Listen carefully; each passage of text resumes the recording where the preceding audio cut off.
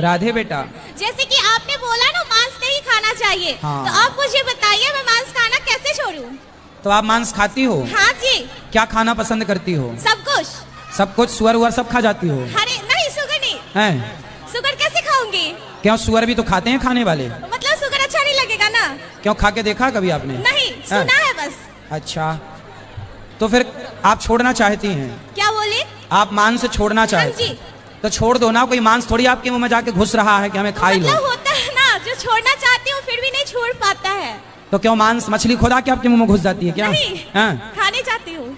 अरे तो एक शाम पे कंट्रोल करो, क्यों किसी की हत्या करना अपने स्वाद के लिए? ओके गुरुजी। अब नहीं खाना, ठीक है? ठीक है। तो कितने किलो खा जाती हो रोज? क्या बोले? कितने किलो खाती हो रोज? किलो नहीं खाती हूँ, पीस खाती हूँ। पीस? कितने पीस? 2 पीस। किसकी, मछली की? हाँ। 2 मछली? नहीं, 2 मछली की पीस। हाँ हाँ, तो वही तो कह रहे हैं, 2 मछली। 2 मछली खा जाती हो? नहीं, 2 मछली के पीस काट के जब बनता है ना तो वो 2 पीस खाती हूँ बस। अच्छा, तो क्या उसका मुंह खाना पसंद है कि आंखें मछली की? उसका बीच वाला पीस। अच्छा, मुंह नहीं खाती उसका? नहीं। क्यों? वो बड़ा होता है ना, तो कैसे खाऊंगी?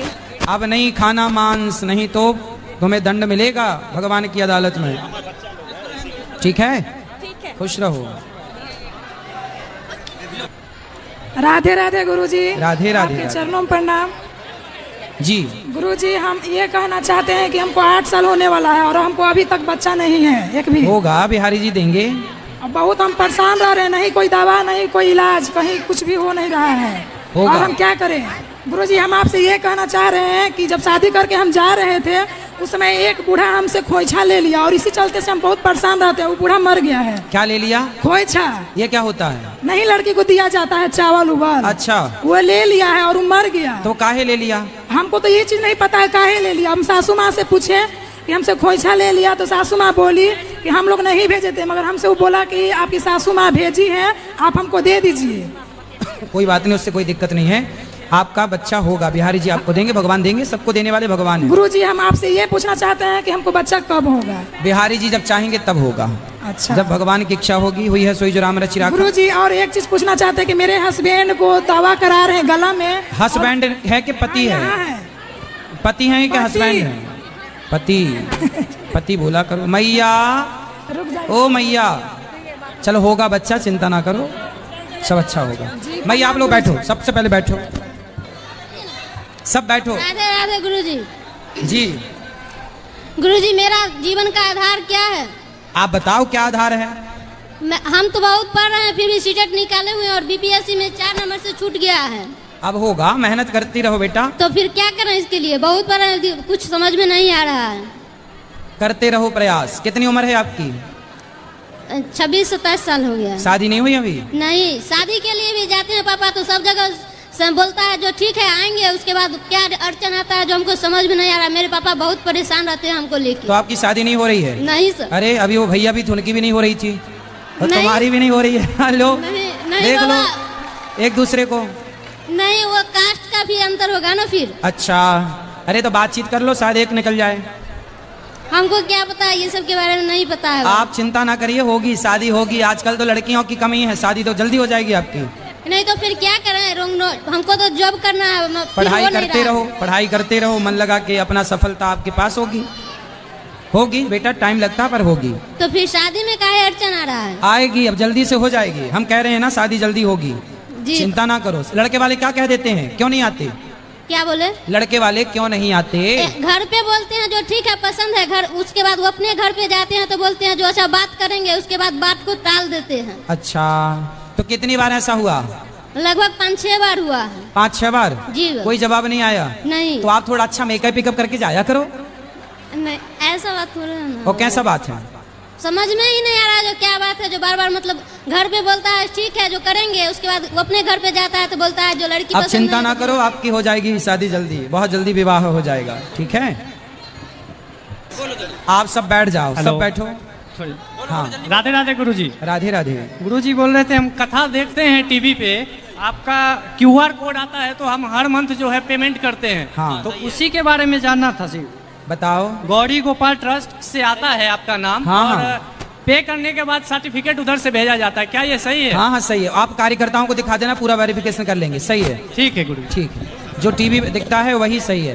पीछे ले जाओ, वहां बात कराना, वो चश्मा वाले भैया खड़े हैं सामने, ये चश्मा वाले, वो चश्मा वाले।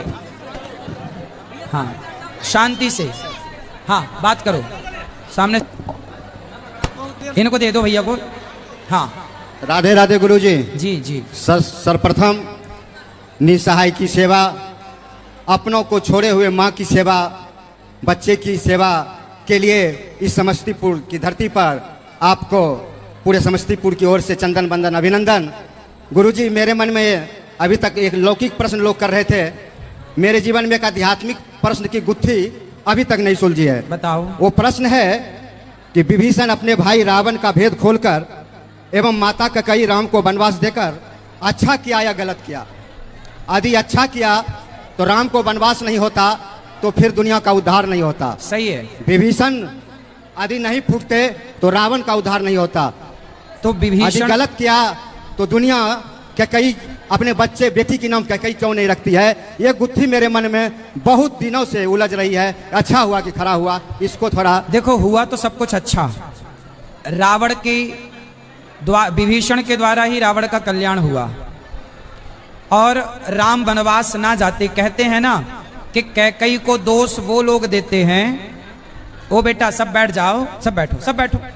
मैया सुनो, कैकेयी माता को दोष वो लोग देते हैं जो समझते नहीं हैं, समझदार नहीं हैं। कैकेयी ना होती तो राम कथा ना होती, इसलिए कैकेयी का दोष नहीं है जी। होनी तो होके रहे, जो होना था वही हुआ। तो दोष ना विभीषण का है ना कैकेयी का है। ठीक है, तो अच्छा किया कि गलत किया? ये नहीं, अच्छा तो बहुत अच्छा नहीं बोल सकते। तो वही कहता है कि घर फूटे गमार लूटे, भाई छुट टूटे। तो भाई विभीषण ने सही किया, राम का साथ दिया। विभीषण ने सही किया कि राम का साथ, सही का साथ दिया। रावण गलत था, गलत का साथ विभीषण ने नहीं दिया। कैकेयी माँ के मन में लालच तो आ ही गया था, राम को वनवास भेजना। चलो ये तो ठीक है कि राम को वनवास भेजा, पर जब दशरथ जी की मृत्यु हुई उसके बाद भी कैकेयी माता रोई नहीं, भरत जी की आरती उतार रही हैं। उस समय उनके भीतर लालच इस तरह से सवार हो गया कि उनकी आंखों में पर्दा पड़ गया। इसलिए लोग उस कठोरता के कारण नाम नहीं रखते अपनी बेटी का। शास्त्र कहता है, कहीं पढ़ने को मिला था कि कैकेयी माँ को बहुत प्यारा था राम, और राम जी से ने एक वचन करवा लिया था कि माँ हमको वनवास दो। हाँ। तभी दुनिया का उद्धार होगा। राम जी बचपन में ही कैकेयी माँ से बोल दिए थे कि हमें वनवास भेजना, इसलिए कैकेयी माँ ने वनवास दिया। तो लोभ फिर कहाँ से आया? वो तो बहुत प्यारा था राम उसके नहीं, जीवन। प्यारे तो थे, पर जब मंथरा ने, अच्छा राम ने तो ये बोला था ना कि हमें वनवास भेज देना। राम ने ये थोड़ी बोला था कि भरत को राज तिलक मांग लेना, ये तो अपने से मांग ली ना माता कैकेयी। अच्छा। मंथरा ने भी ये बोला था कि 2 वरदान जो थे वो मांग लेना, और दशरथ जी तैयार भी हो गए थे कि मैं भरत को राजा बना दूंगा। तो लोभ तो था ना तब ना भरत को राजा बनाने के, नहीं तो राम को वनवास बस भेज देते। भरत को राजा बनाने के लिए क्यों? इसलिए लोभ तो था। चलिए, राधे राधे गुरुजी। राधे राधे। उस तरफ ले जाना माइक। हाँ।